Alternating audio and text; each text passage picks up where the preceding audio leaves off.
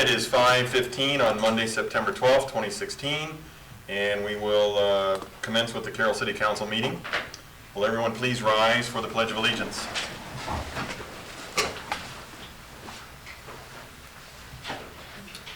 I pledge allegiance to the flag of the United States of America and to the republic for which it stands, one nation, under God, indivisible, with liberty and justice for all.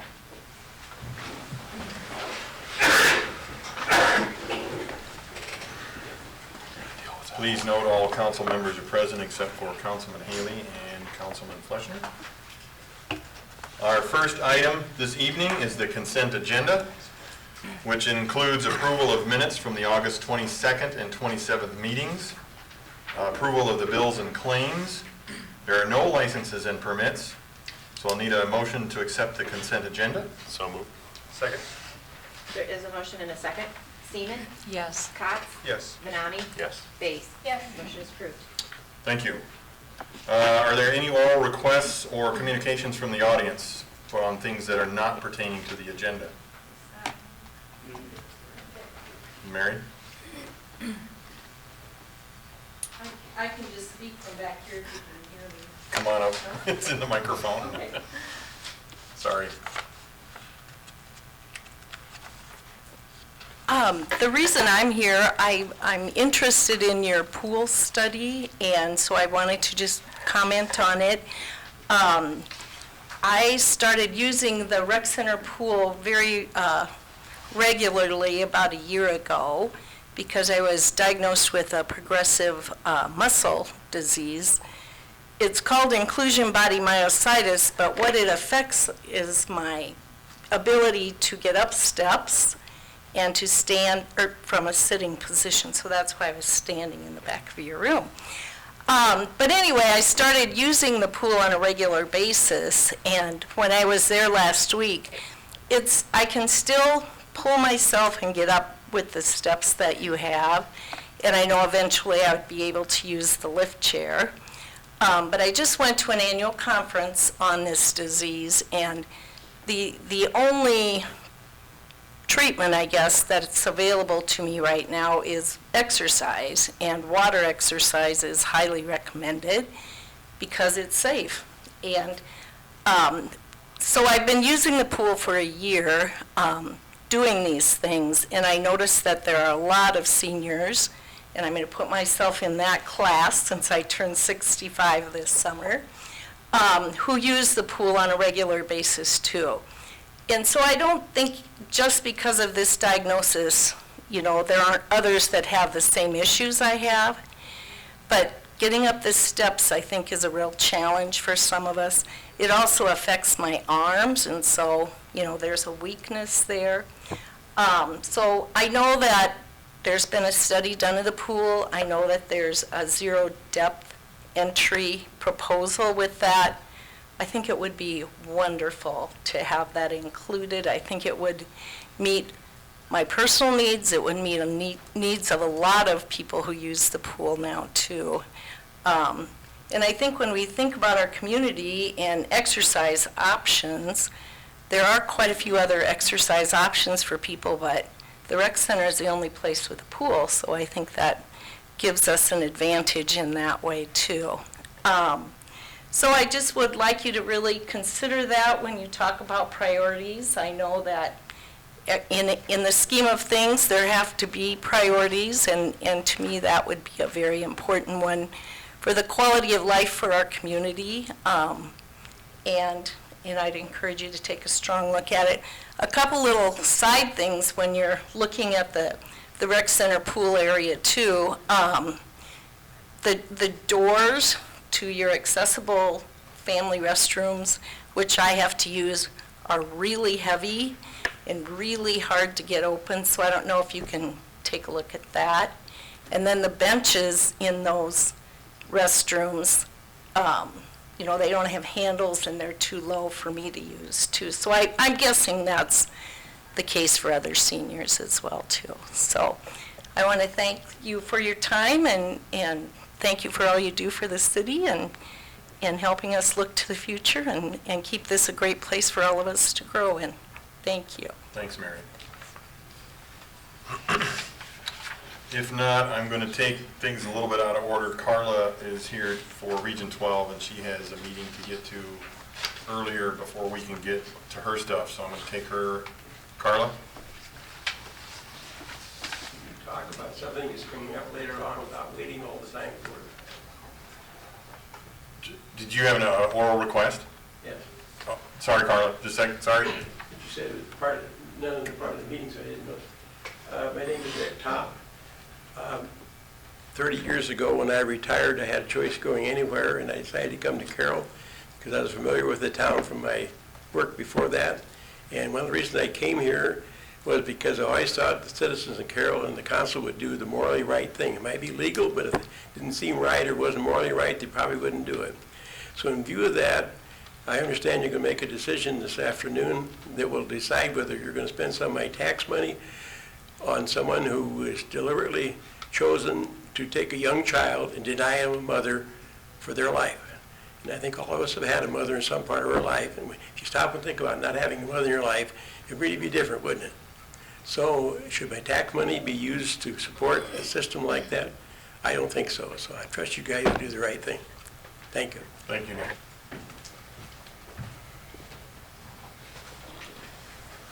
If there are no other requests, sorry, Carla, now you can come forward. Carla's going to present on the CDBG housing application. CDBG. BG, yes. Hi, I'm Carla Janning with Region 12. Thank you for having me here tonight. I am here to talk about the opportunity should you choose to proceed forward. I believe there was some information in your packets that was sent out kind of outlining the CDBG program. What is one of this? I'll just give you the 60-second rundown. These funds come from HUD at the federal level down through Iowa Economic Development Authority and then into the cities that apply for the various grants. What do these grants do for the community? They provide owner-occupied rehab for some low to moderate income citizens in your community. These are things such as roofs, windows, mechanical or electrical updates. They tend to be the higher ticket items for those life safety, energy efficient upgrades, things that maybe the homeowner can't provide on their own but are necessary in order to keep the upkeep of the house going. The grant period is in January, but as with everything, there is more and more to do for each grant application every year, and so we encourage the cities to get started by this time of the year for the January grant application. The owner-occupied rehab is covering, like I said, the life safety and energy efficient issues in the home. What's this going to do for your community? It's going to preserve some of that older housing stock. It may help to upgrade some of those target areas in a community that need that little bit of assistance. And some of it tends to rub off on the neighbors. You got to keep up with the Joneses a little bit, and so you can help your citizens. You can maybe get an upgrade to one of your areas of town and assist those families that really need it. It can also provide some economic activity in the rehab for your local contractors. That's kind of a brief overview. I know that there was a packet in there. Is there any questions about the basic program at all, or what it does and what its benefits are? I don't have any questions on it, but just a statement. When I was working as an electrical apprentice, I had an opportunity to work in some homes, and that took advantage of this program. And I don't know if it was specifically this one, but it was the same type of program. And it was just a great program. It was a great way for lower income families to do some really necessary upgrades to their homes. So I think it's a really, really great program. I also think, reading through all the information, it was very detailed, thank you. Incentivizing home ownership is great, rejuvenating certain neighborhoods, great, working on our current housing stock. I mean, it just seems like a win-win for the people participating as well as the city. I just have one question. It says it's a 5-year forgivable loan. Is there any, people have to have purchased their home and own their home for at least 6 months. Correct. And it is their primary residence, correct? It is their primary residence. Okay. Now, during the duration of the forgivable loan, time frame of 5 years, are they allowed, like, what if they wanted to upgrade, move to a different, may they move, may they sell this house, move and upgrade to a different home? Or Yes. are there any restrictions on the owners? Yes, they are perfectly able to, what if your job changed or something like that? So they are very much, they can sell their home. An easy way to say it is whatever the balance of that forgivable loan is, Okay. would be due and payable at the sale of their house. So the bank would Okay. receive, if there is a bank mortgage, they would stand first always. Then if there are enough proceeds from the sale of the home to cover just what's left, Okay, that would be due that and makes payable. sense, thank you. Yeah. Good questions. Anything else? What is it that you're looking for from the council? If this is something that the city is interested in, I would highly recommend that you at least get the ball rolling. Several of the other cities that we're currently working with, they have formed a housing committee, which I understand the city of Carroll already has one. It makes it easier for us to meet other than just once a month, and we start to look at the area of town that what would be called your target area or your area of greatest need. So we'll start to look at that area. We may send out some surveys. We may do a windshield survey to see how many of those houses have 2 or more major components in need of repair. Then we would meet again, we would look at the maps, we would look at the data, and we would start to hone in on that nice little perfect area that would give you the most points in your grant application. It is $500 for us to do the windshield survey, the low to moderate income survey, to write your grant application and your environmental assessment. And that's what you need from us. That's what I would need from you to proceed forward. I have a question. I brought the windshield survey from our comprehensive plan. Chris did it, I believe, didn't you, Chris? But you would update this because this is a few years old, okay? Yes. Because you color coded. It's like Yeah. 2012, Now you- 2013, I think. when you Yeah, were- yeah. Housing condition by block. I see that look on your face. Windshield. Yeah. Look on my face, and flies, and I'm cold. Yeah, that's probably. This is from the comprehensive plan, yeah. We would It was- update that, Okay. for sure. I mean, Okay. that's probably a good place to start when we look Yeah, at it's very the windshield survey, thorough. but then, we probably use that to develop a target Yeah, area, good. and then do. So this would be updated for the money, okay, But thank it'd be you. a great tool to start with, to see where those Yes. areas of needs are, and then, of course, with the expertise, and your town, to find, we don't want to pick the section of town that's full of rentals, because it's an owner occupied, so it needs to Sure, have homeowners. thank you. Any other questions? You'd start this, was it January? The grant application is due Due in in January, January, so okay. we would get started very quickly on looking at your target area and getting some of the surveys out, so we could collect the data and get back with you.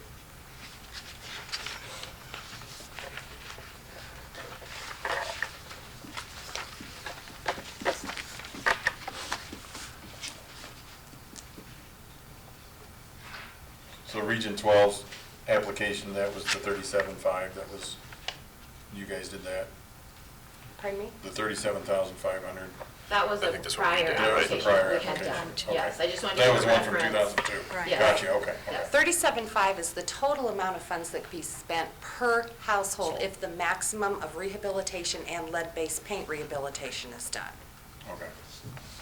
And that has not changed. So 37.5 is what we committed last time, though. Is what we 2002. committed last time, yes. Okay, that was your local match. then. Yes, that was our local match last time. All right. And so you'll determine what you'll ask from us as far as a local match after you do this study? Or Correct, okay. correct. Local match has changed a little bit in the past few years, and it's kind of become a population base, so that wouldn't be our biggest target area for your scoring. We would like to see something similar in that, and that was probably for 10 projects, I would guess back then. They now have a maximum of 6 projects per application. 2,500 has been kind of a magic number for the smaller cities. With you guys being a little larger, it may need to be a little higher than that, but we'd probably be getting most of your points from some of the other categories. Well, I would move that we authorize payment of $500 to Region 12 to process a 2017 housing application. Laura, does that sound okay? Okay, second. Yeah, and I'll assume that's completely upfront work in the application. for the Right. $500. Yep. Okay, so we have a motion and a second. Haley? Yes. Benami? Yes. Cots? Yes. Base? Yes. Seaman? Yes. Motion is approved. Thank you. Thank you Carl. very much. We'll have Rick get a contract out for that, and Laura, if you could maybe get me some contact information for your housing committee, and then we'll get started. Thanks again, Carla. Thank you for your time. Thank you. We will move on then to ordinances, and seeing none, we'll start with the first resolution, which is the North Legacy Subdivision Water Supply Service Agreement, and Randy. Thank you, Mr. Mayor. The developer of the North Legacy subdivision, who is Edrick Construction, is applying to the Department of Natural Resources for a permit to construct water main in the subdivision. One of the requirements of the DNR in order to issue the permit is that the city accepts responsibility for providing potable water to the subdivision. So there is included with your information a DNR agreement form for that. We've done these on several occasions. And unless there are any questions, I would recommend approval of the resolution approving the agreement. This was for those homes up on 30th Street. Yes. That were up there by that, East of Grant, yeah. East of Grant Road on Road, 30th yeah. Street. Yep. Mhm. There's a couple under construction now. But in this water supply agreement will do all the remaining lots that he is going to do work on? Yes. Or is it just for the two that have the? No, this It'll be is for for everything. the entire subdivision. There are 5 lots in that subdivision. Okay. Are there any other questions for Randy? And if not, I will ask for a motion to approve the resolution approving the water supply service agreement for the North Legacy subdivision. So moved. Second. There is a motion and a second. Haley? Yes. Seaman? Yes. Base? Yep. Benami? Yes. Cots? Yes. Motion is approved. Thank you. The second resolution this evening is the cemetery maintenance building with report of the bid and award of the bid, and Jack. Thank you, Mayor. The budget for this at the current time is $480,000, and then some little extra money for the purchase of the, doing the bond work and all that. So the budget, like $483,000, for that, $486,000. We had 4 bids. The apparent low bid was Lee Jazz Corporation out of Tempe, Arizona, $353,978. When we opened these bids, that one was significantly lower than the other 3. And JEO, our engineer, did some research and came to find out that they missed a few items in their calculations and reading the information. So with that, they have recommended the next lowest bid, which is Beatty Construction in Carroll, Iowa, of $514,900. That did, they followed all the plan specifications, everything outlined in the bid documents. So with that, I'd recommend that, along with JEO, that you would award the bid to Beatty Construction for the $514,900.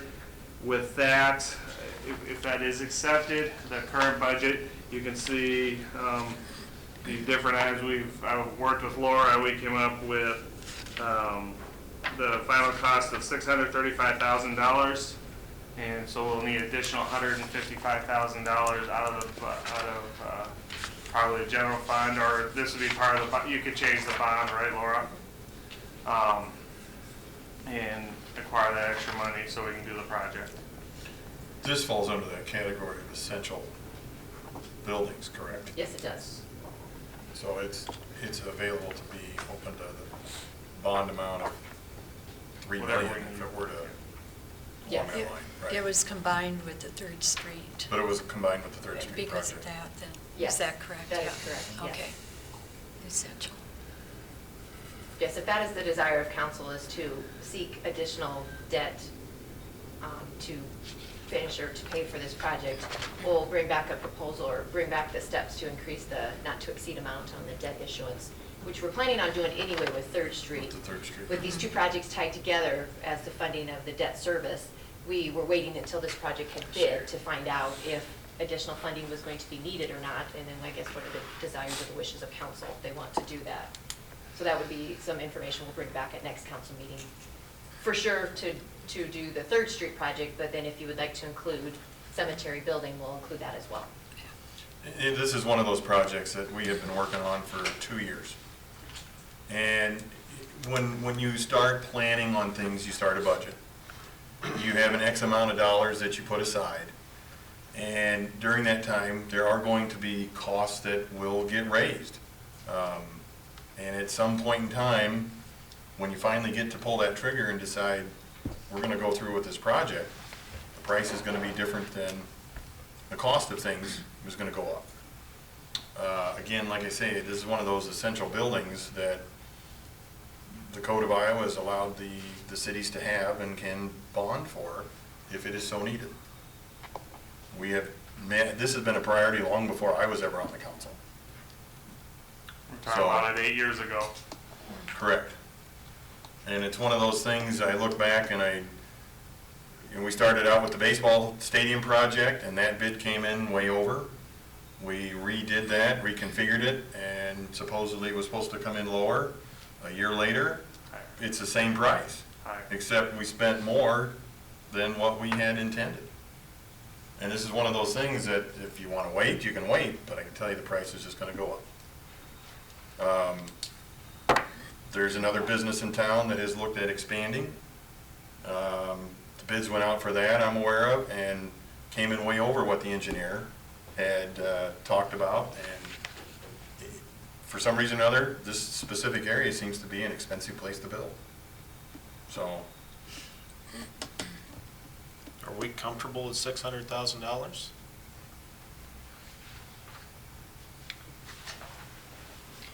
I know my biggest concern with it is this kind of started off the need of having a better place to meet with families, and which I sincerely believe that we need. And it's kind of growing into what it is now. And when I look at it, thinking $635,000 for basically a meeting room, and I know it's a lot more than that, but I just wonder if there's just ways that we could revamp it to bring it back down in the budget limits. I too feel passionately about this, that we need this for the city and for the people of Carroll. I am concerned at the current price tag. If we break it apart, the contingency will get a little smaller, I guess, if we have a smaller contract, correct? So 5% will go down.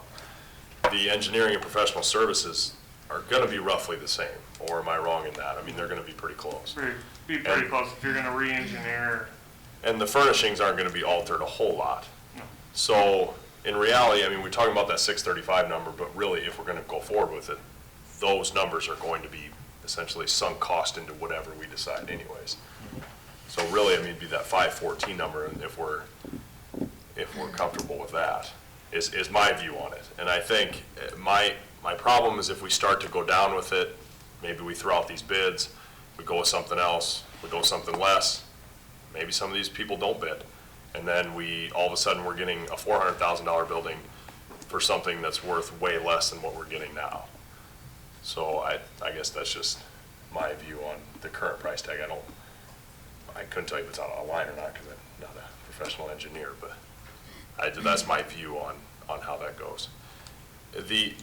What does it mean for that they're a non-responsive bidder? What does JEO mean by that? That means that their bid did not follow the outline of what they requested. Jack, didn't the engineer give the bidders like three Yep. Yeah, specific shells to work from? Yeah. The building shell itself? And as I understand it,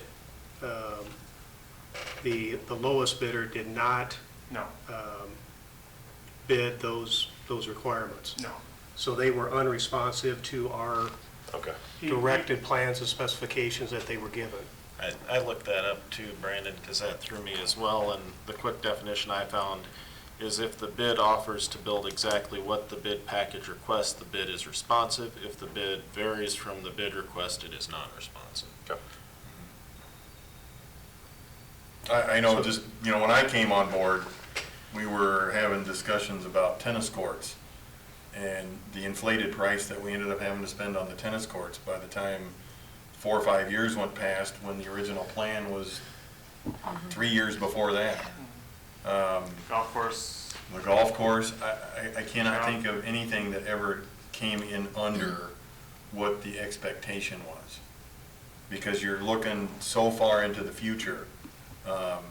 Otherwise, I would start suggesting that if we don't do something here, then maybe you need to budget $1 million for a building, and then you come in at $630,000. Have you really saved anything? It's a perception. So if there's that perception that this is something that's necessary, granted, yes, it does have a price tag to it, but where are you going to draw the line? If you don't do it now, it's going to be more expensive tomorrow. And I do think Mike's, I guess, concerns are valid. I think it's something that we definitely do have to consider, because it is a large amount. It is a large amount, but looking at the other bids that were higher than Bating Construction, I mean, that's kind of telling what could happen in the future. We could end up at the same price we're at now and with a scaled-down building. So, How quickly, though, would we be able to turn around and have a meeting about it, another workshop, and decide if we could cut things down a little bit? Maybe we don't need everything we're really looking for, and we don't need a $600,000 building. I'm just asking. I mean, if we can have a workshop and get through it quickly and turn it around and let it out for rebids again, we're not waiting years. Jack? I mean, we want to get it done, we get that, but I think over budget is over budget, and I don't want to start being on a council who's consistently over budget. I'd rather start looking at what can we do to figure out where we can fit in budget. Jack, maybe you can run through the basics. I know there's a meeting room, it's a 2,400 square, I didn't bring the, yep. 2,400 square feet. 40 by 60, there's an office area for the sexton. There's a meeting room to meet with families when needed. And then bathroom. And then just an area in the back, very similar to the parks maintenance garage. We tried to follow that same shell, that same idea, just area for them to leave their boots, and they have raincoats, doing different stuff outside, their yellow vests, that all hangs back there. Then the rest of it is garage for the cemetery dump truck that sits outside, or we haul it, we take it down to one of Randy's areas. All the mowers, another truck. We basically brought you the minimum of what we wanted. We didn't go ask for, a Taj Mahal of garage. And it's areas. metal with It's metal. some stone A little work bit of to stone. make it. It's going to be on Grant Road. It's going Yeah. to be very visible. We kind of just felt it was better to get something a little bit. That's something that can be taken out. The office area is lower than the garage area. We want a certain height doors so we can get the dump truck in and the other trucks. And it's an area where we can work in. And I think everyone's been up to where we work right now. So there isn't much to cut unless you Yeah. cut down the storage. That's the biggest Yeah. portion of the footage. Yeah. Okay, You thanks. know, one thing involved with this is a pretty extensive sewer package also, I think, is it not, Jack? We've got to run line down to connect in for the sewer. Yes. That's a fairly significant cost right there to get to the bathroom portion of this, correct? I believe so. Randy's nodding. Yeah, it extends from at northwest corner of Clark and Grant down to the south side of the water treatment plant. So it's a long service line. There's a significant amount of concrete out front. They need places for families to park when they come in to talk to us, to move around. So there's quite a bit of concrete. A driveway off Grant Road, we need that. We don't want to have a dirt entryway or a rock entryway. I don't think we can do that. I don't think we allow other businesses to do that, so why would we do that? Correct me if I'm wrong, though, but doesn't the plan call for 2 driveways? No. A circular, so you can access it off both streets? No, I believe we just dropped it to one, the final plans. There was a conceptual drawing at one time that showed that, I believe. And then isn't there also an addition onto the building to put dirt into to Yep. store? Yes, yep. Is it feasible to store that dirt up in the old building where we're working out of now, since we're not going to tear those buildings down? We would probably tear the garage, the one in between. We'd keep the 2 stone-looking buildings. We would keep those. Getting in and out of that area with the truck and with the backhoe or whatever we use, the tractor, could be a little bit of a challenge. I think you want it down, closer to the building where they're working out of on a regular basis. Yeah, the dirt could sit there wide open like it is now. We decided to be look better. It was, covered. Gets wet, and we need to fill a grave. It's wet. That makes it a little bit of a challenge, but we can work around that. You get a couple of those 2, 4, 6-inch rains, and the next thing you know, your dirt's flowing down somewhere else. And I don't have an issue with storing the dirt. I think that's a good idea. I've worked with frozen dirt before, and it's not fun. But I'm just thinking, I can't believe there's probably not some ways that we could look at this and scale some things back. Myself, I don't know how much is needed for a stone front on the building. I know it looked nice. Is it really needed? I don't know. This is quite a step up from what we've got right now. So. Would it be less expensive to just do a wood building with siding and? Probably a steel building, I assume, isn't it? Well, we have It'd steel. still be a significant cost. That's I think- pretty. I think a pre-engineered metal building was as low expense as we could get. When you're in, yeah, we can make it smaller. We don't need the brick. We can make it all one level. I would say raise it up, raise the office area then up. So it's a square metal building.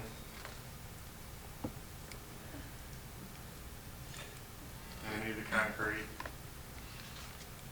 out front. Did you verify, Jack? Is it just a Yeah, single one. entrance? Yeah, single entrance off of Grant. Can we just table this to the next one and do a workshop after? Would you need? Well, when do the bids expire? That's the thing. Yeah. The 30 days from the date of the bid opening, which was August 18th, so we're close. Yeah. So You'd have to reject them at this point. you'd have to just reject them all. Reject them all and do a work session. Well, have we got a special meeting coming up that we could maybe attach that workshop to? You could, but that was, if we do that special meeting, it'd be the 19th. Can I just ask one question too? Yeah, go ahead. Dave, if we reject all the bids, then we go out to bid with basically the same building, same structure, is that legal, is that okay? You gotta start all over. You gotta start all over again. Essentially, if you reject all the bids. You can't go back to these 4 bidders and say, hey, Yeah. give us the same. But if we don't change the plans at all, we don't do anything, we basically go out to bid with the same building, but we reject them the first time, is there anything we have to do different? Are you aware of anything, Randy? I thought there was a discussion with the baseball stadium. You still gotta go through the process. Right, Yeah, yeah, I because you're understand that. terminating the process if you reject all of them right now. Process is done.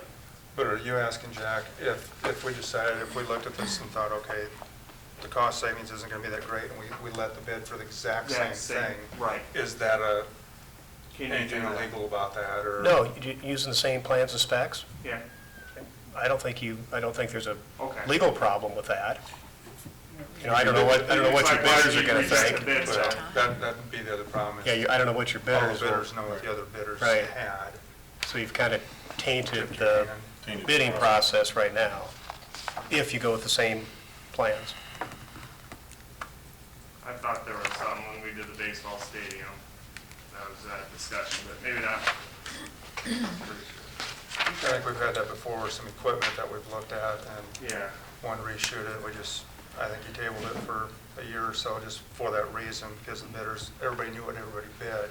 Right. And it kind of took the ethics out of it.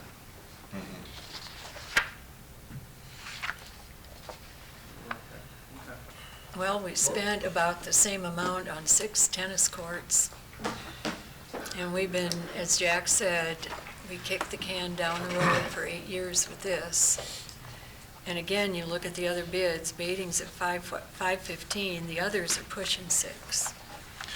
Even if we scale down, how much less will it really be? And do they bid it again? And will they, exactly. And if we're using general obligation bonds and the interest rates are low right now, we're combining it with Third Street, it's something to consider. I know what you're saying. It's sticker shock for everybody. My fear is, and maybe I should make it known, my wife is abating. I don't think I'm closely connected enough that it makes it where I should sit out of this.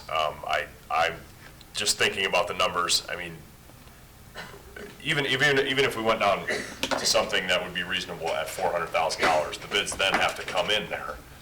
And, there's a $70,000 difference. What if Baiting decide, you know what, they didn't accept the first time, we have some other project going on, and we're not gonna bid, and we get all out-of-town bids. And now we're saving $20,000, $30,000 with a building that's worth $100,000 less. I mean, that's where my fear comes in. I mean, I'd have a tough time believing you can build a shelter home for $400,000 anymore. I mean, so I don't know. And the engineer's estimate of cost, was that just the building, or was that including all the cost? No. That was just the building, okay. So I mean, the estimate of cost is, we're $20,000 below the engineer's estimate of what that would cost. Now, I know that doesn't, obviously it's based on what's in there, but. 534.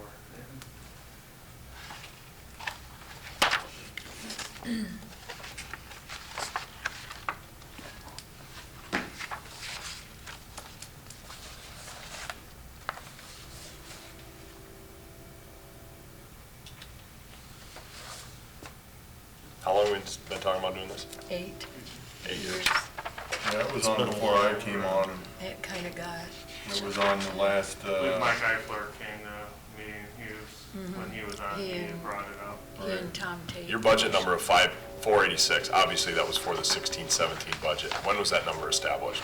Was it established in prior years, or was this recent, redone and established for 16-17? Last year. We never had a number It was when? before. Year and a half. It was about 6 months before you guys came on, when Tom Tate brought this to our attention. Right. It's been a priority for us since then. That's when And that, I still think it's a priority. I want to make sure we're doing this the right way, and it just,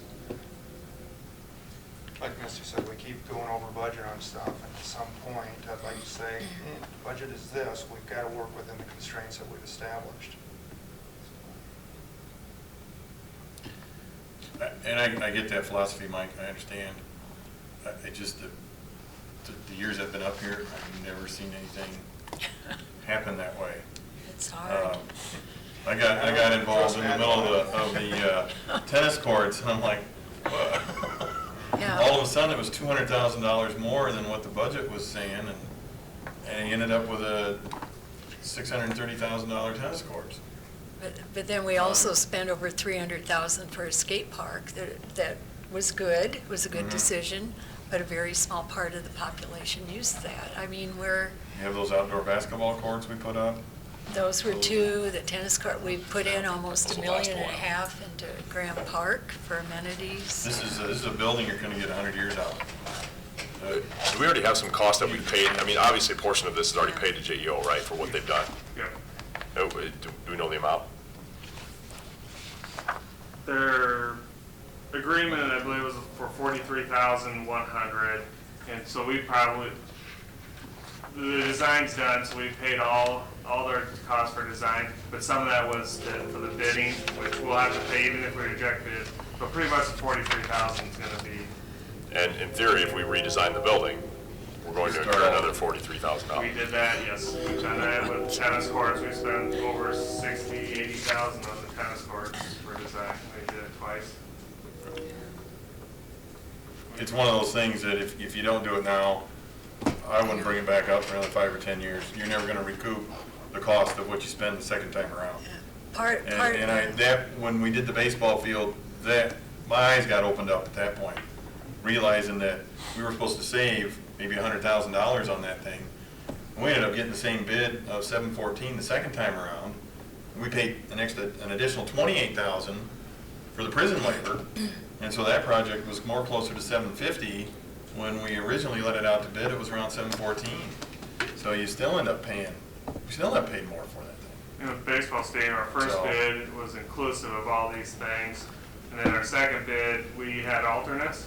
Well, we took 3 of the 4 alternates, so, you know, I brought it back up to above where we were.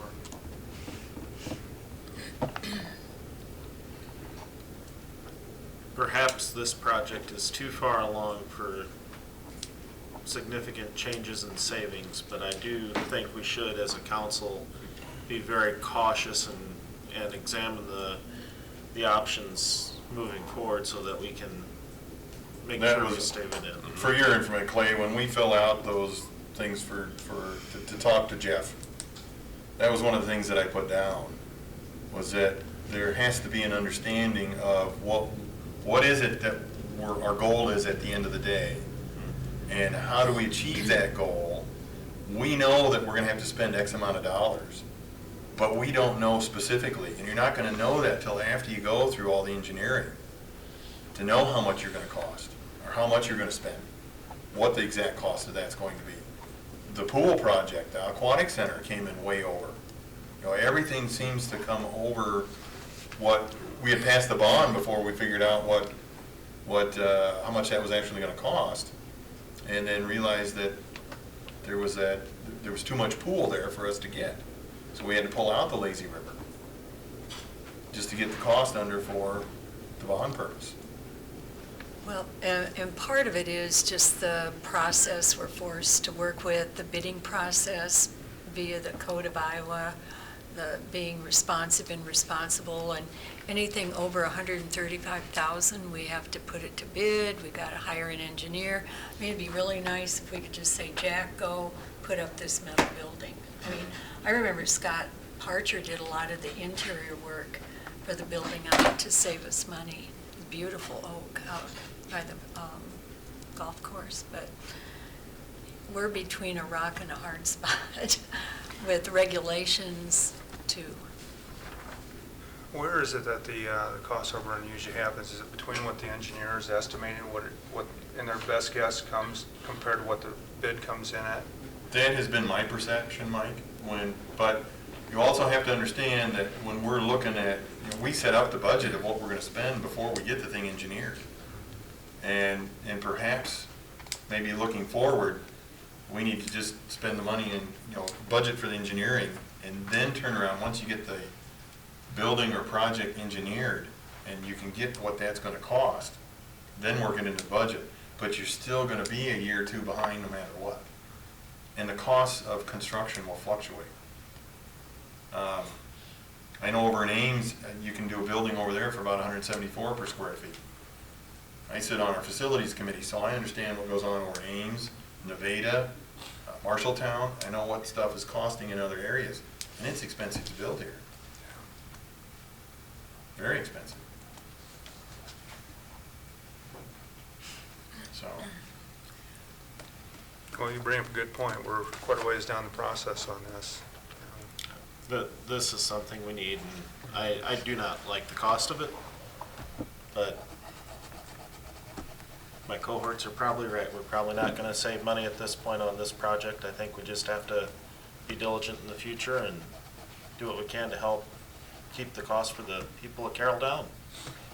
So, And like you say, I think in part of some of the summary stuff that we need to, when we look at, is the communication fact of where we're going with this, and this is what it's, probably eventually gonna come to as far as cost.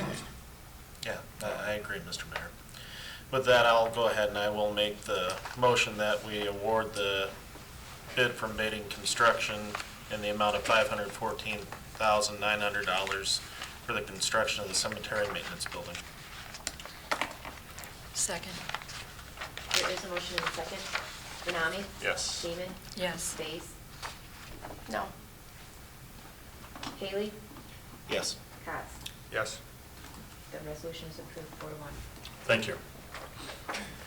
Ms. Space, I think that was a good and prudent vote. Thank you for standing apart from me. Is it the consensus of council that you want to look at debt issuance? for the Yes. Additional funding? Okay. Yes.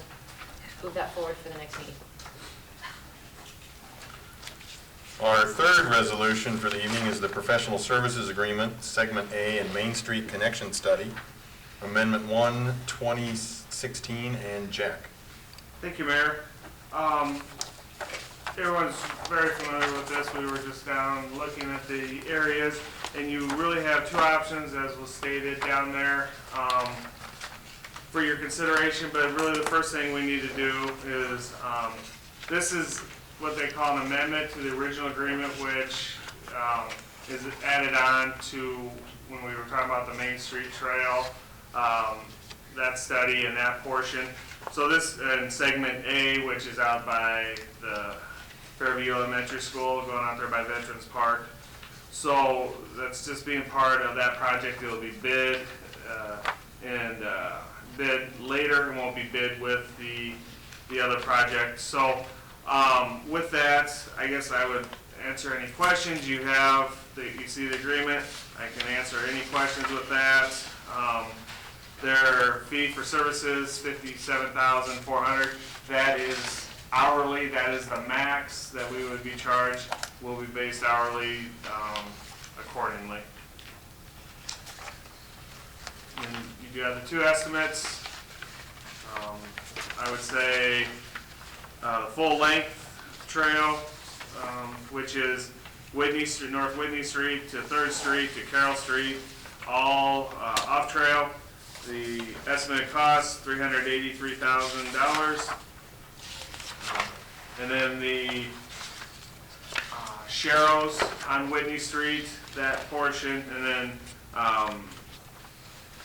3rd Street and Carroll Street off street, 10-foot wide trail.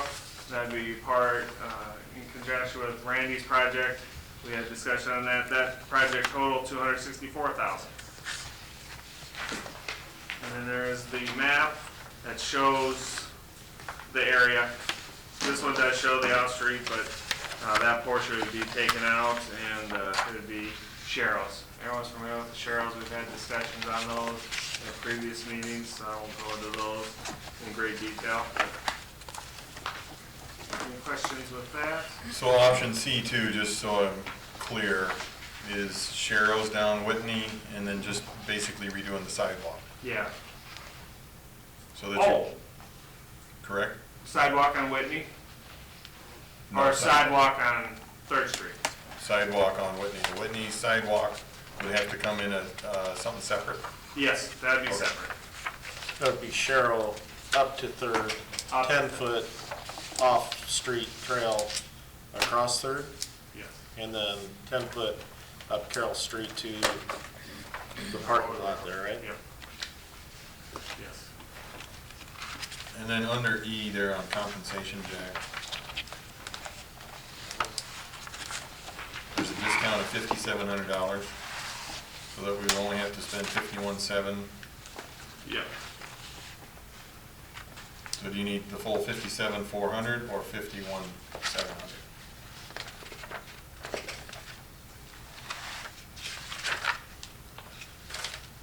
Okay, you lost me on that Hang one. on. I'm That sorry. was to bid A, segment A. That was just for with segment bids. A only? Okay. Yeah, that was if we bid them Bid both them together. Thank you. Gotcha. Gotcha.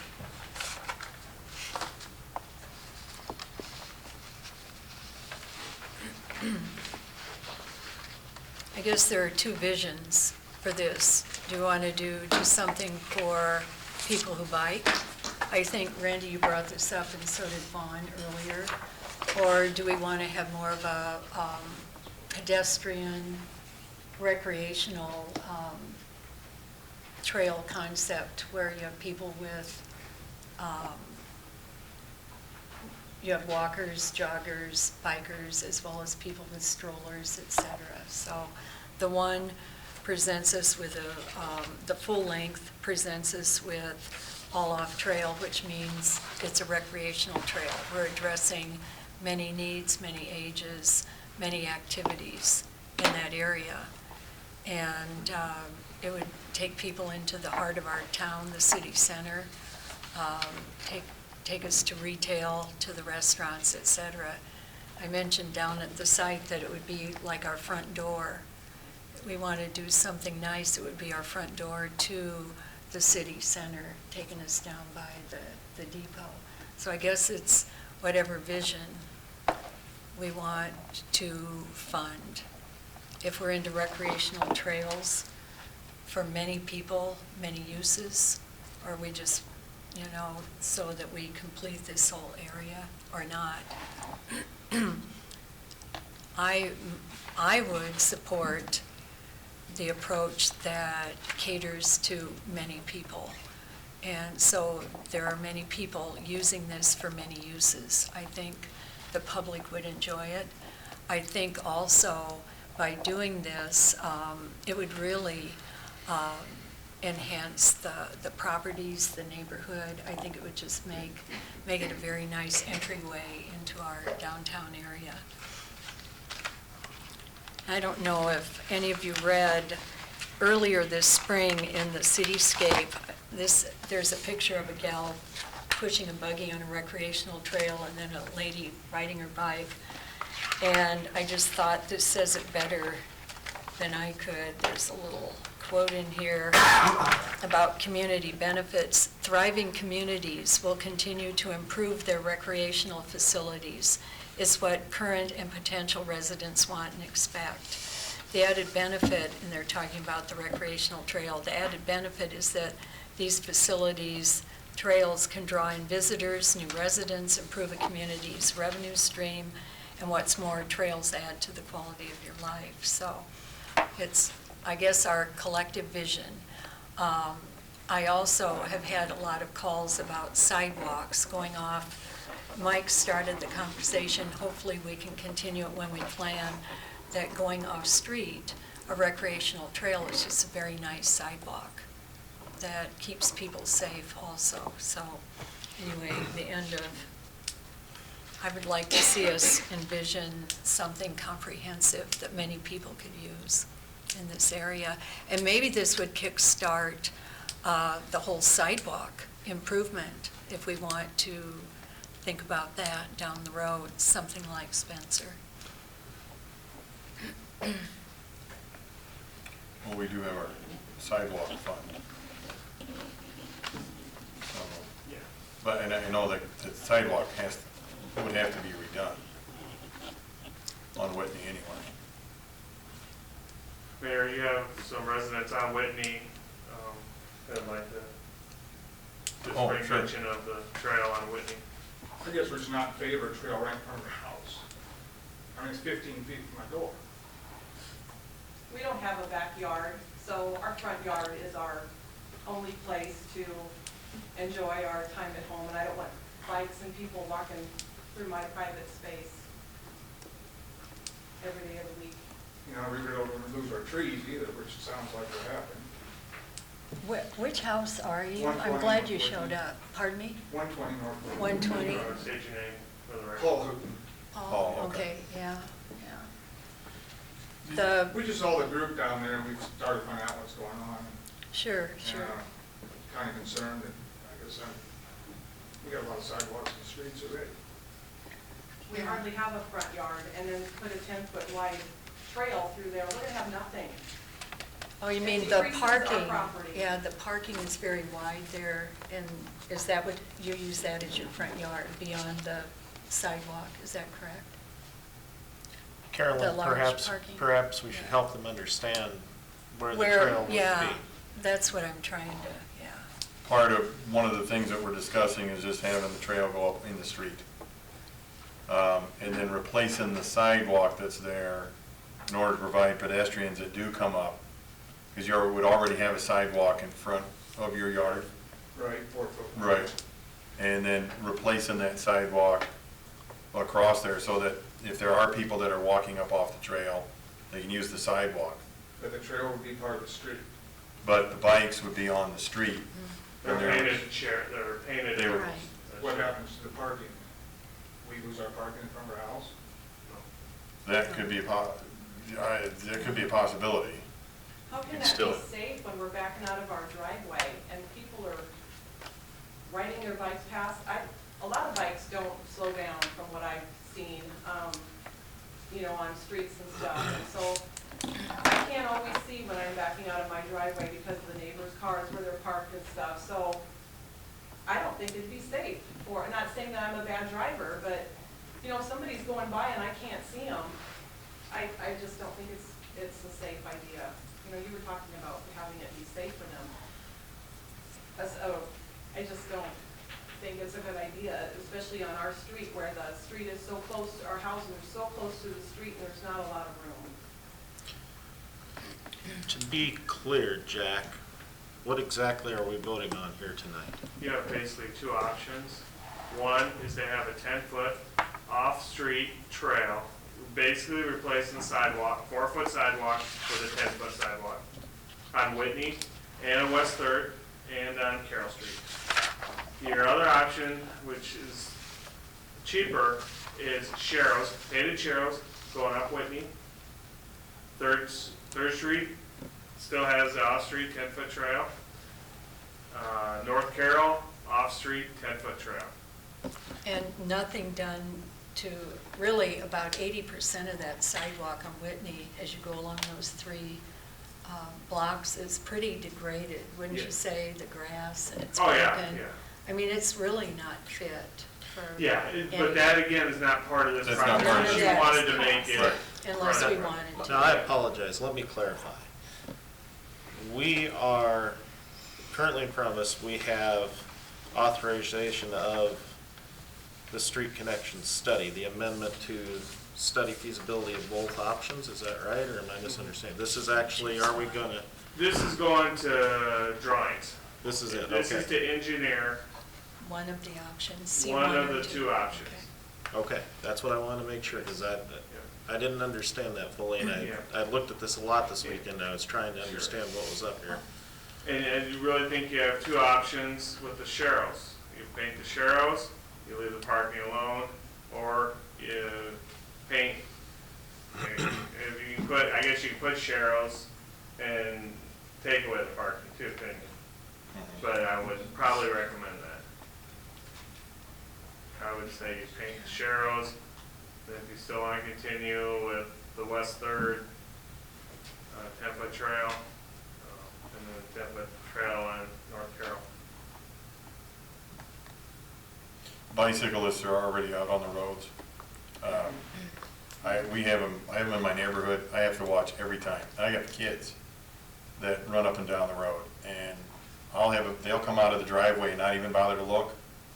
They're still subject to the same laws and regulations as a motor vehicle. But you don't have a trail there inviting people there. And I bet your house Yep. is farther from the street than what ours is too. It is, but they're still out in the street. The bikes are still out in the street. I'll tell you But something. the bikes- Tracking space to look and Right. take time to look. And I still have to do the same thing with mine. As I back out, I gotta look for cars and I gotta look for bicycles. But bicyclists are also entitled to the road, just like a motor vehicle. And I did ask Chief Burke one day, because I was in an area where there was a bike on the sidewalk. I came flying by as I was pulling up, bikes are allowed on sidewalks right now, except for the downtown, correct? Correct. So, right now, they could be riding bikes on the sidewalk if they wanted to in any There area. just isn't much sidewalk. I really think it would be nice if I lived there, and I live near the trail. We gave part of our yard for an easement to the trail, and let me tell you, everything I read, when you're near or on a trail, your property value is enhanced. Your front yard or your backyard? Back, but they're going along the side. This is our only, we Yeah. don't have a backyard, this Yeah. is our front yard, and we're gonna constantly So, have people. let me ask you this, are people mostly happy with the lack of the sidewalk as it is now? It's all broken, weeds are growing, We take care of ours. okay. They're rental houses down the street. Maybe, I don't know, Jack or anyone else, maybe a compromise would be to consider. I know when we did our house, we were told to put in a 5-foot wide sidewalk. And we get a ton of people because the trail is right down from us, a little to the east. It goes behind us and then down. We get a lot of people on our sidewalk and on our street also, up and down, riding their bikes, pushing carriages, etc. Maybe a compromise, considering this whole situation, would be to do, instead of do the Sharrow, and to do maybe a 5-foot wide sidewalk, because it is so degraded there in many places. Not at your expense, the city would put that in, and then have that, so we have off-street for people walking or whatever the activity is, then continue on 3rd Street with the 10, and continue into the city center with 10. And maybe think of this as kick-starting a sidewalk program. Or, Even if you did go 10 foot, just so I clarify, the concrete would start at where the current sidewalk is and go into the parking area, is that correct? You wouldn't go into it wouldn't go the homeowner's yard, you would go into the parking, so I'm just clarifying, I know it's in your front yard, but it wouldn't be your side of the grass, it'd be in the parking. But I understand you don't want everybody running in your front yard, I'm just saying. We'd still be taking our 2 big trees that shade our house and keep it cool in the summer. There's our maple, I looked at there, marked up that maple tree. Well, If it's 5 or 10 feet, are we responsible for letting snow for 10 foot all winter? I don't, not if the trail's going, not if it's a trail. Not if the trail's going up that way, then the city, I believe, Jack, takes care of the snow removal. That would be a council decision, and I can just tell you, in the community I've worked at before, we plowed it, Parks plowed it. And they had 2 or 3 miles of trails, so. so to be clear, the trail, if it would be widened, it would go into the city property on the parking. Yeah, it would affect their 2 maple trees. 5-foot sidewalk, I think that'd be your responsibility. It's an extra foot, but that's standard in a lot of communities now, isn't it? 5-foot sidewalks are becoming more standard than 4 foot anyway, so. But I would view that as a benefit for you all, if you got a 5-foot sidewalk out of this compared to the Sharrow. Yeah, just as a designated traffic, I mean, we're asking for a whole bunch of bikes and traffic You that know, we were have- required neighborhoods, and I guess we're just not excited about it. Sure. Nobody on our street seemed to know this was going on, because there was a lot of chatter after everybody saw you guys, and I know our neighbors to the south of us, if he would have been home, he would have been here too.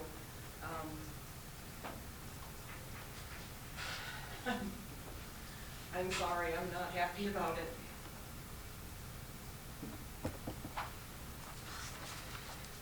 If I had a nice big yard, I would probably feel differently, but I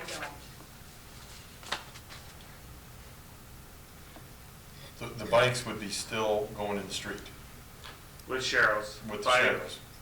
Really, anyone can go in the Sharrows, correct, Randy? I would say, not necessarily the people with strollers would, they could That, or I don't know, but if you redid the 5-foot sidewalk with sharrows, I think you're accomplishing the same thing you're doing with the 5-foot, or 10-foot off-road. So the bikes wouldn't be in your front yard, they would just be going up the street. So I'm sure you have. With the chairs. Correct. And then we couldn't park there. No, you could still. No, park you can there. still park. You can still park there. You get a new 5-foot sidewalk.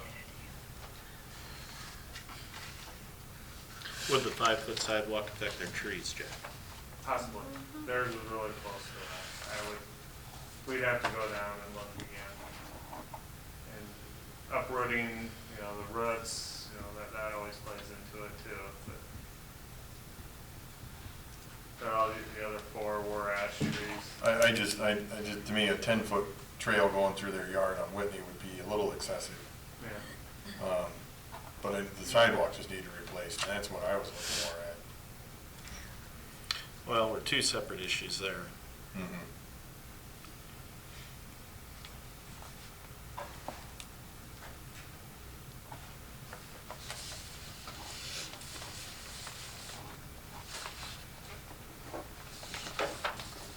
What Do happens? you wanna? Oh, go ahead. I was just gonna say, what happens if you just paint the sharrows and see how much traffic Whitney really gets, and if it's necessary, then we can go forward with a 5-foot sidewalk. Try not to dig into yards. That would be something I'm more attuned to. For myself too, it's, 3rd Street to me is a no-brainer. We're tearing it Right. up. It's a Right. great time to do it. Right. We have no idea how much this is gonna affect the traffic on Whitney.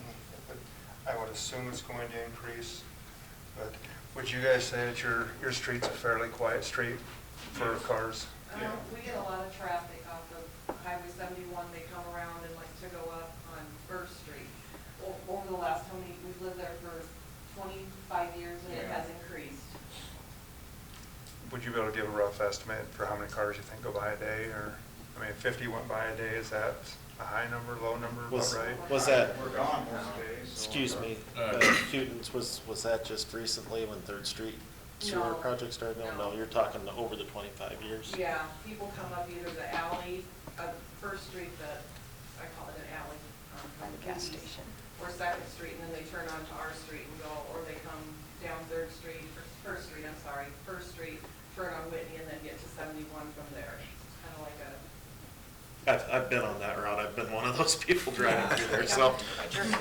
Yeah, But I think even the trail crowd, Clay, was even just looking more, they were just content with getting the sharrows up Whitney. Sure. Just so they had somewhere to go to direct them to where the trail was, instead of. I'm all for the sharrows up Instead Whitney, of then tearing up Forget the 10-foot forget sidewalk. the 5 or 5 Yeah, foot even. we can always come back later if we need to. That sounds Right. fine. Yeah. Sounds fine. Yeah, I mean, it's not like we're gonna have reg brag going at this place No. every day. So, I mean, I just don't think traffic's going to, because they talk about getting on the trail, on a safe route on the trail. I guess if you're coming in from this area, logically, I still think you go right down Main Street, because it's got that extra road on the west side of the road that nobody parks at, because the park's there for most of it. And you're gonna go down there and jump on the trail anyway. So I just don't think this is gonna be, I think it's necessary because we're doing 3rd Street. I think it's a great project to get them connected. I don't know that it drastically increases traffic to that area. I think as it's far still as a bike good traffic. idea to make it welcoming, though, a Oh, welcoming right. entrance. Well, even coming around that curve, even if Right. you keep going straight, just to see that Yeah. would be, Yeah, just to see that you're in Carroll, because they talked about how there's Right, no we signs want that it even more tell you to you're in that. Carroll. And So- seeing, depending on how this goes with Whitney, we can always come back and do the sharrows down Main Street if we had to.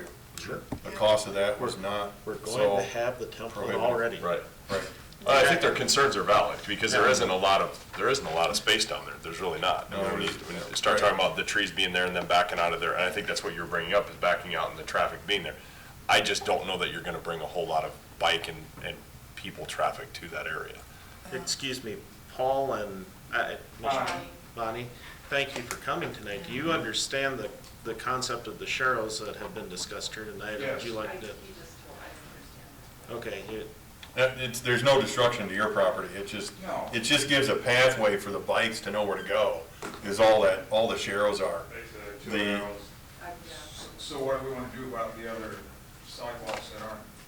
Well, then, and that would be, then we'd have to come back and do that at a different time. We've got a plan that we have set aside for money to do sidewalks, and that would probably be eventually one of those, because there's areas in there where it's just, it's gone, it's been decimated, and then come back through and do the sidewalk.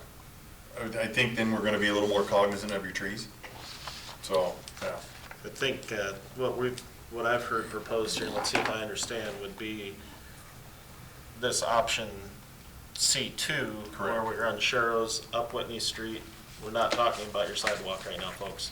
Right. We're just talking about run the Sharrows up there so we have a little more alertness to our bicycles. And Chief, I'm gonna look to you for clarification on this. Our pedestrians can be within that also or not? I don't know much about the Sharrows, but I would imagine that they'd be allowed there. I don't know either, because I know that's one of the little things that we all kind of take for granted. It's not actually legal to walk in our streets, but we oftentimes do. If there's not a sidewalk available, then I you can't. walk in the street if there's no sidewalk.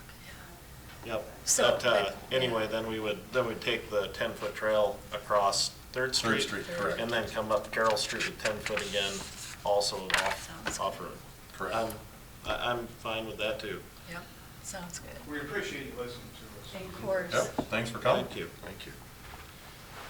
I know it's a separate topic, but when we start talking about these sidewalks, we're talking about them like they're a road. I mean, our typical policy is that the homeowners are responsible for their sidewalks, right? That's right. And fixing their sidewalks, and I know that because of my previous house, I had to pay to replace them.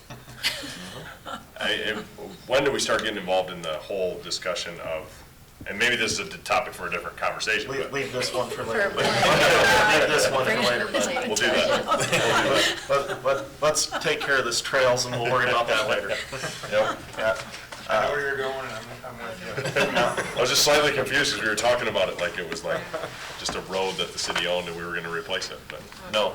Okay. No, I didn't know if I missed something. Right. You've led this discussion. Would you care to make the motion on this? You go ahead and play. So we're going with. Feel like the motion last year. C2, you're the motion. C2, the Whitney Meister. shared lane, yeah. Yeah, so, professional service agreements, okay, so we're looking for, I'd move to approve the professional services agreement for for segment A and Main Street Connection Study, C2. option C2, Whitney Shared Lane. Holy cow, I'm confused. Gotta make sure we get this right. As for the estimated contract price of $57,400. Correct. All right, anybody want to back that mess up? I'll second it. Good. Thanks, There's a Brandon. motion and a second. Just let Eric read it. Benami? Yes. Days? Yes. Cox? Yes. Haley? Yes. Seaman? Yes. Motion's approved. Yay, Trails you. in Carroll. Hey, we're moving. After 10 years, thank you. We're gonna get there little by What little. a team. It's coming. It's coming. All right, let's move on to our fourth resolution, is the city manager conditional offer, and Laura. Thank you. A conditional, or Michael Polly Weaver has been conditionally offered the position of the city manager's position after interviews had been conducted back at the end of August. The conditional offer lists a number of items that have been discussed that would be for this position. The conditional offer is contingent upon a number of items being completed, as you can see in the memo listing 1, 2, 3, and 4, which specifically here tonight is number 4, the ratification of the offer. The background check and the reference check background has been completed by Mulder and Associates. The physical exam and drug and alcohol tests are being completed today by Mr. Kobe Weaver. And then tonight before you, council, is the ratification of this offer. Pending the conclusion of number 4, as well as, I wouldn't say clean, but an okay bill of health for the physical exam, the actual contract would be presented to council, hopefully maybe at a special meeting, maybe next Monday, if that would be working everybody's schedule. Mr. Kobe Weaver does need to give a 30-day notice to his current employer. So after the contract would be approved by council, then he would give his notice and they could start with the city after that.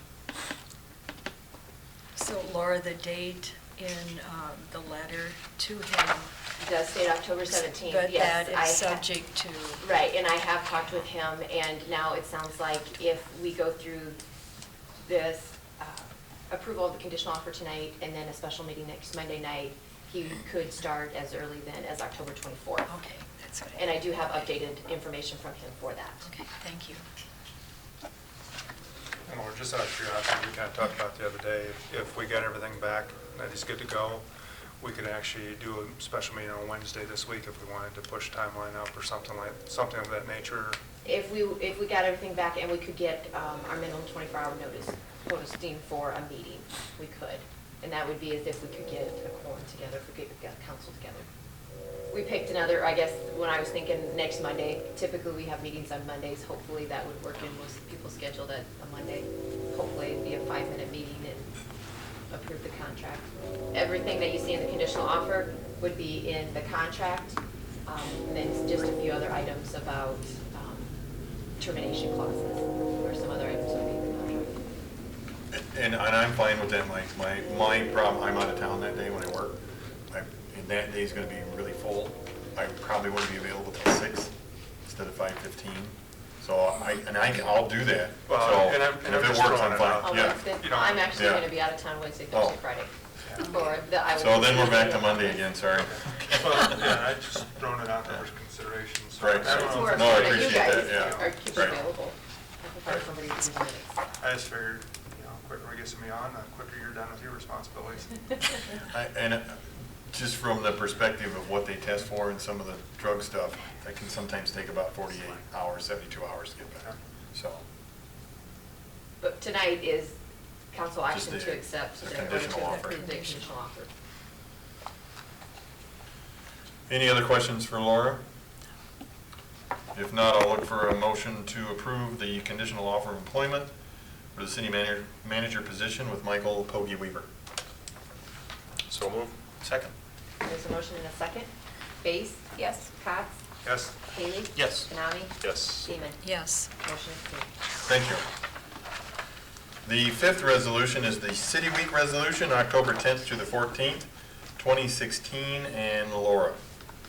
This is a week that we've I can call honored the last couple of years. The Iowa League of Cities started this effort a couple of years ago as a way to, I'm going to call it celebrate cities and what it happens in a city just by being a part of a city. And we would ask council to pass this resolution to support and encourage all citizens to support and celebrate the services that are provided to them as being a citizen of a city. We have some activities planned to help celebrate that, including entries in the Band Day Parade and hosting, which Band Day is October 1st, and then hosting a chamber coffee on October 7th, which would be the Friday right before the week of City Week. So I guess I'm just asking for council to give the nod for doing this. Isn't this council member supposed to come and give a speech on October 7th also? Yeah. The mayor's supposed to be there all day too, handing out coffee. Thanks, Mike.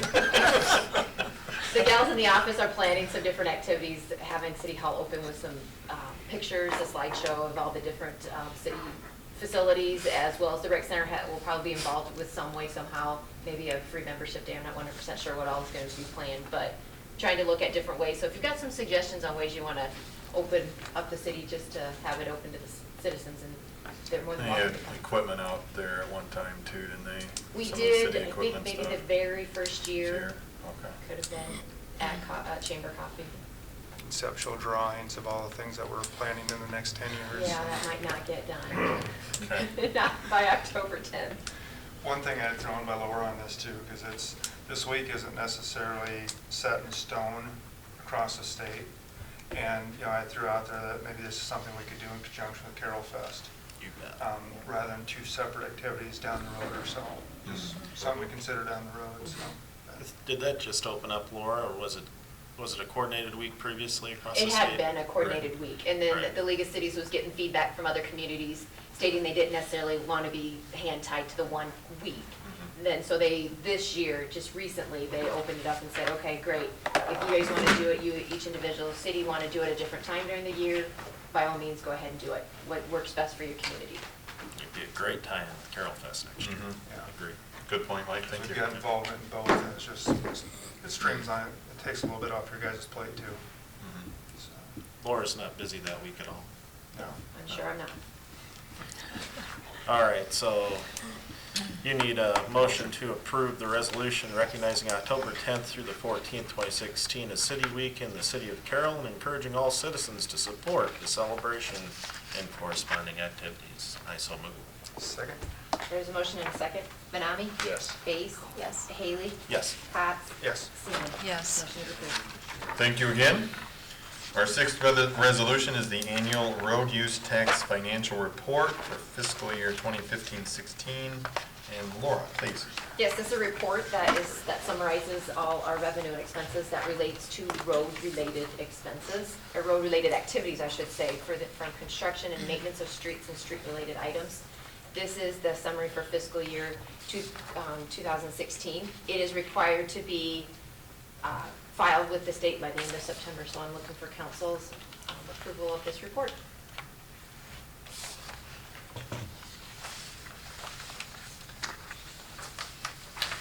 Any other questions for Laura? Make a motion to approve the fiscal year 2015-16 annual financial road use tax report. Second. There's a motion and a second. Seaman? Yes. Benami? Yes. Base? Yes. Cots? Yes. Motion is approved. Thank you. The first report this evening is the water supply wells and transmission main improvements, Group A damage claim full settlement release, and Group B supply wells change order number 3, certificates of substantial completion. And Randy. Thank you, Mr. Mayor. The first item is the damage claim release. We have secured that release from Mr. Russell Pedig, who is a tenant on property owned by the Dennis Scheckinger Trust. The water main was built, the Scheckinger Trust had provided an easement for the water main to be built across their property, and in doing so, Mr. Pedig's crop was damaged. So we have provided or prepared a damage release, which has been signed by both the Scheckingers and their tenant, Mr. Pedig. The total cost of the damage was determined to be $1,894.20. And that's kind of based on a 4-year declining crop loss calculation.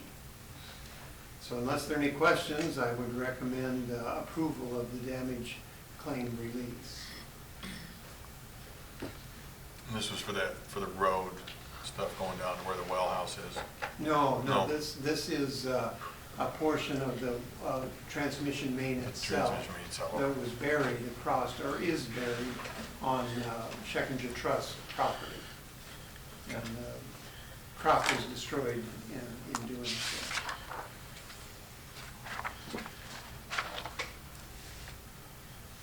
Any questions for Randy? If not, I'll need a motion to accept the damage claim and full settlement release with Russell Pedig for damages related to the water transmission main project. So moved. Second. There's a motion and a second. Benami? Yes. Base? Yes. Cots? Yes. Seaman? Yes. Haley? Yes. Motion is approved. And Randy, we'll go then to Group B water wells, water supply wells, and the water well and supply transmission main improvements, please. Thank you, Mr. Mayor. Change order number 3 for the water supply well project has been prepared. It has included, or includes a change in the well house roofing material from metal to EPDM, which is a membrane type roof. Also furnishing and installing 12-foot gates in lieu of 8-foot gates that were originally in the contract. And then damages that the city has incurred as a result of the project not being completed on time. Okay, that last item is related to the next item on the agenda, the substantial completion certificate. The project was actually completed July 15th, the substantial completion on the well project. The contract date on that well project was March 23rd. So there's a 114-day period in there that the contract exceeded the contract completion date. Okay, there are included in the contract liquidated damages in the amount of $500 per day. So calculating that out, it'd be $57,000 in liquidated damages. We have included in this change order damages in the amount of $3,775. Those are actual damages to the city for expenses incurred from the time the project, the contract time of completion to the actual time of completion. So that's what's being proposed at this point for the change order. So in that being the case, the contract ends up being the contracted amount, $1,164,280.76. And then, of course, those days, we had added days to the contract in the first two change orders, none additional in this one. And I don't know how it worked out that we added 114 days and we exceeded that by 114 days. But in any case, we're recommending approval of that change order number 3. And then I've pretty much gone through the certificate of completion and the explanation on that, with one exception. The adjusted, or the final contract price was $1,153,324.94. So because the contract was a unit price contract, it was just a little bit less than the adjusted contract price on this project. So that takes care of, that's really both items. They would need separate motions, but we'd recommend approval of the change order number 3 and the certificate of substantial completion. Do those have to be two separate motions? Yes.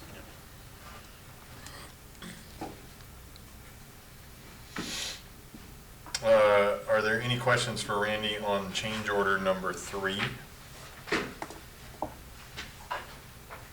If not, I'll need a motion to accept change order number 3 to the Group B water supply well project. So, second. There's a motion and a second. Cots? Yes. Haley? Yes. Base? Yes. Seaman? Yes. Benami? Yes. Motion is approved. Thank you. I move that we accept the certificate of substantial completion for the Group B water supply well project. Second. There's a motion and a second. Cots? Yes. Seaman? Yes. Base? Yes. Haley? Yes. Benami? Yes. Motion is approved. Thank you. Our second report is the bid of the surplus exercise equipment at the Carroll Recreation Center. And Jack. Thank you, Mayor. We're pretty close to having the room completed where we're at. If you get a chance to stop down there to see what Mackenzie and the staff has done, it looks really nice in that area. And it'll be one nice change will be getting the equipment out of the hallway. And with that, the surplus equipment, we seeked quotes from members and just residents in the community. We had minimum amount of bids on each one.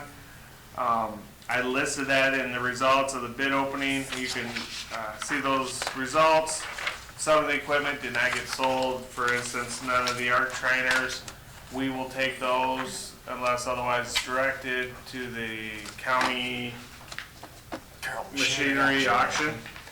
And I would guess, yeah, that's Brad. Maybe he's had some more experience with that. But I just think, whatever they bid is what it goes. If we want to still set a minimum amount, I don't know if we want to do that. We want to, get rid. We don't want it back. We don't have to. Once Andy and Bob haul it down there, we want to make sure it stays. So that's the process of the additional equipment. I had one individual when I was down at the rec today said they looked over the weekend and they just can't. They don't feel they can get the elliptical into their house because it's all put together. They've taken it apart, getting it in there. So she did ask to have her bid. And I'm sorry, this was right before our meeting at 4:30 when I was down there to see which one of the ellipticals she bid on. But other than that, everyone else will be down to get the equipment as soon as this is bid. So then you'll just take that elliptical trainer down to the machinery auction? Yes, That she unless there was another bid. Well, if there happened to be another $300 bid, we would give it to that person. So that would be the only thing, is if someone else bid 300 or more, we'd honor that one, so. With any questions with that? Again, this is entailed with policy number 301, or we're required to have council take action. So do we have to award that motion to make an exception for that?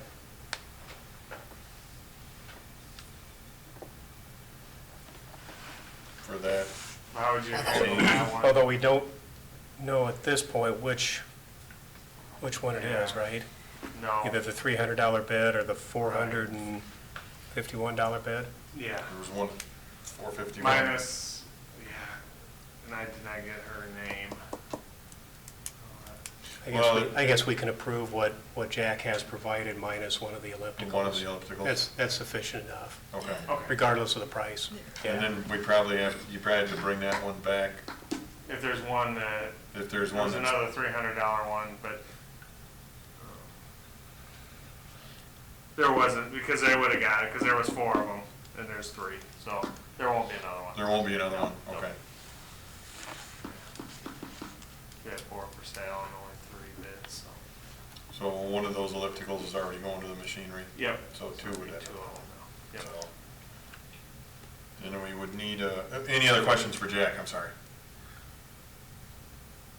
So we would need a motion to accept the bids As presented, as presented, minus the one elliptical machine, yeah. and then to allow the city staff to take the remaining equipment, including that elliptical machine, to the local auction in October 2016. Should that Yes. not we'll have take another care of $300 bid Should there placed not? with it? Do you think there's I don't another think bid? you No, have- there you don't won't have be, a because I believe there was 4 of them for sale, and there's only 3. Okay, perfect. So, Yeah. So yeah, we'll leave it 3 that way, bids. Mr. Mayor. At least Correct. 50% of them sell? Do you No. know? No, we had 6 treadmills, we only had 1. 3 of the 4 ellipticals, none of the arc trainers. So we didn't get much. Yeah, the Le Mans bikes, 1, 2, 3, I believe there was 4 Le Mans bikes, 2 Schwinn's, and 2 of the Schwinn other ones. The 2 on the bottom, those both were sold. You So still reap a benefit when you take it out to that auction? Or no, it's just done, it's it's gone? hard to say. It's hard to, Whatever you get. you know, I mean, if they sell. if they Yes, sell. if There they is sell. some proceeds Okay. from it. Yeah. If for some reason we would end up getting equipment back, probably what we would do is bring it back, include them in a trade, the next time we do a trade. Just, it might be $20, you know. I thought you said you didn't want to bring them back. Well, we Once don't, they're but, there, you want to be done with them. yeah, we'd like to be Okay. done with them, otherwise you're storing them until you Right. Yeah. have to Yeah. do something else with them. but, yeah, hopefully they all get Sold. sold there. So Second. Thank you. There's a motion and a second. Base? Yes. Benami? Yes. Cox? Yes. Seaman? Yes. Haley? Yes. Motion approved. Thank you. Our third report, thanks Chief for being very patient, is the outdoor warning sirens, and Chief Burke. Thank you, Mayor. This comes back from 2007. It was one of your priorities from that planning session to replace these. It's been a long time, but we have one left. Last year was supposed to be the last year to do that. We had a quote received last year, which was much higher than we budgeted for, so we decided not to make that change. And this year, we opened up bids. We only received 1 bid back from Danco Emergency Equipment, who replaced all the other sirens in our town.